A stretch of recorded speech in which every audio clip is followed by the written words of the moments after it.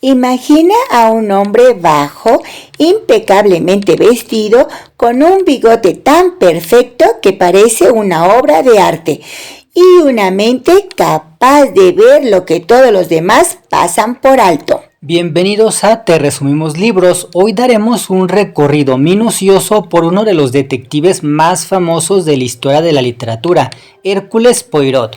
No es alto, no es atlético, no persigue criminales a golpes. Pero rara vez se equivoca. Porque Poirot no corre. Piensa. Y piensa mejor que nadie. Para entender a Poirot, primero hay que aclarar algo importante. No estamos hablando de una persona real, pero sí de un personaje con una biografía tan precisa que parece haber existido. Porque Agatha Christie fue meticulosa al construirlo. Le dio un pasado, manías, orgullo, inseguridades y una voz muy clara. Según lo que Christie escribió a lo largo de sus novelas y relatos, Hércules Poirot es un exoficial de la policía. Nació en Bélgica y eso no es un detalle menor. Europa, a comienzos del siglo XX, está marcada por tensiones políticas, guerras, desplazamientos. Y Poirot es literalmente un refugiado.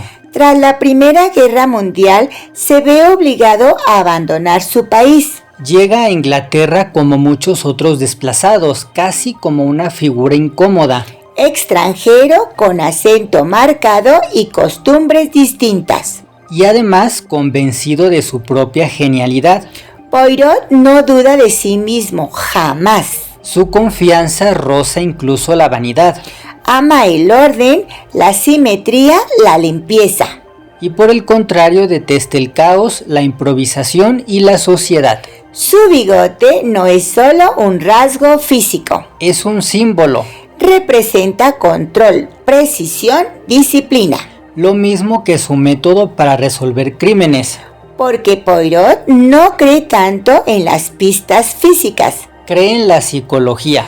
En lo que él llama las pequeñas células grises. Para Poirot, la mente humana es el verdadero escenario del crimen. Observa cómo hablan las personas. ¿Qué callan? Cómo se mueven. ¿Qué emociones intentan ocultar? Y todo eso ya estaba presente desde su primera aparición literaria. Poirot debuta en 1920 en la novela El misterioso caso de Styles. Es la primera novela publicada por Agatha Christie. Y también el inicio de una de las carreras más influyentes del género policial. En Styles, Poirot aparece ya retirado de la policía. Vive en Inglaterra, alojado gracias a la ayuda de una mujer a la que ayudó en Bélgica. Desde el inicio se presenta como alguien peculiar. Exigente, educado hasta el exceso, algo irritante. Pero increíblemente agudo. El caso gira en torno a un asesinato en una mansión inglesa. Tenemos un entorno cerrado, familiar, aparentemente respetable. Justo el tipo de escenario que a Christie le encantaba desmontar. Poirot observa a todos como si fueran sospechosos. Porque para él todos lo son. No se deje engañar por la posición social. Ni por el género. Ni por la edad. Desde esta primera novela queda claro algo esencial. Poirot no busca al culpable más evidente. Busca al culpable lógico. Y eso desconcierta a los demás personajes. Y muchas veces también al lector. El misterioso caso de Styles no solo presenta a Poirot. También presenta su método para la resolución de casos. A través de interrogatorios tranquilos. Observación silenciosa. Y una resolución final donde todo encaja. Como un mecanismo de relojería. Desde ese momento, Poirot se convierte en el detective estrella de Agatha Christie. Aparecerá en más de 30 novelas y decenas de relatos. Pero ya desde su debut queda claro que no es un héroe convencional.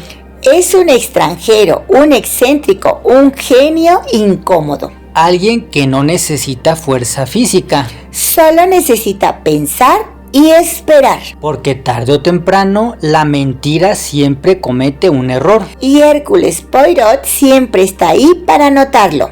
A medida que avanzan los años, Poirot deja de ser solo un detective curioso y se convierte en una figura casi mítica del crimen literario. Sus casos más famosos no lo son solo por el misterio.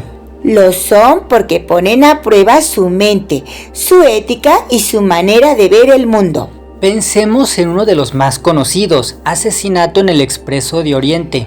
Un tren detenido por la nieve, pasajeros de distintas nacionalidades, un muerto en un compartimento cerrado. El escenario perfecto. Poirot está ahí casi por casualidad. Pero muy pronto entiende que no está frente a un crimen común. Cada testimonio parece sincero y al mismo tiempo insuficiente. Lo irónico de este caso no es solo la solución.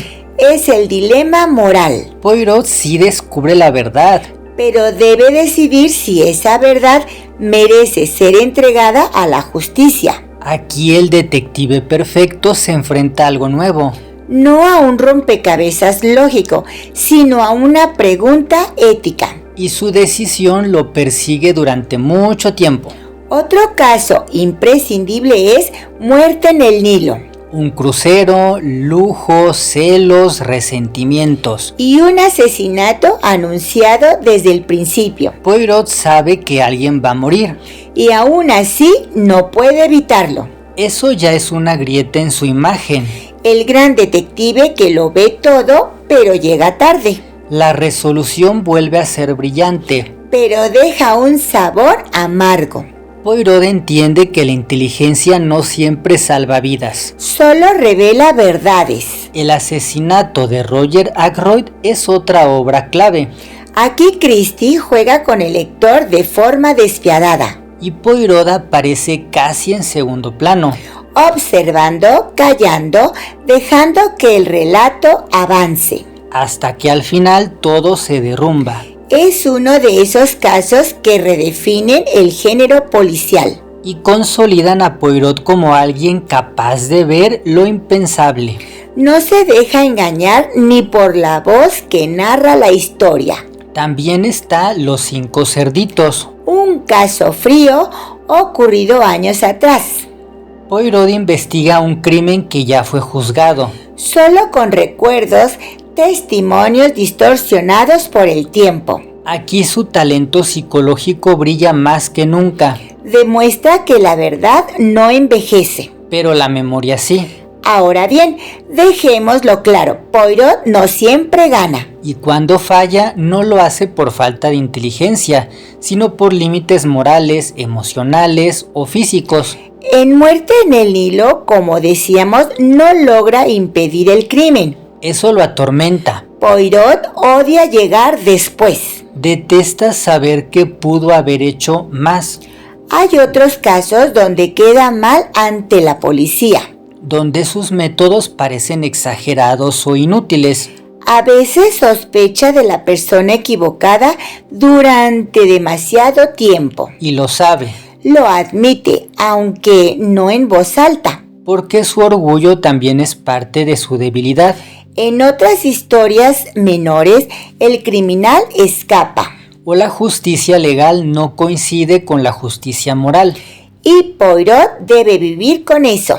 Incluso hay momentos donde otros personajes lo subestiman. Se burlan de su estatura, de su acento, de sus manías. Y por una vez tienen ventaja.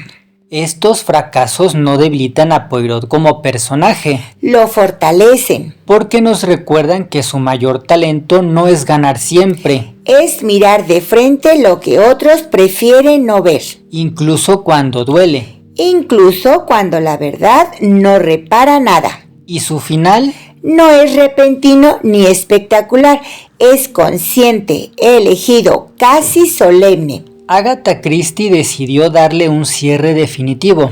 Algo muy poco común en los detectives de ficción. Su última aparición ocurre en Telón.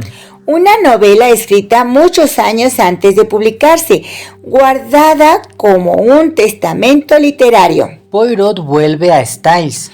El mismo lugar donde debutó décadas atrás. pero ya no es el hombre meticuloso y enérgico. Está enfermo, debilitado, dependiendo de una silla de ruedas. Pero su mente sigue intacta. En Telón, Poirot se enfrenta a un enemigo distinto. No a alguien que mata con sus manos, sino a alguien que manipula, provoca y empuja a otros a matar.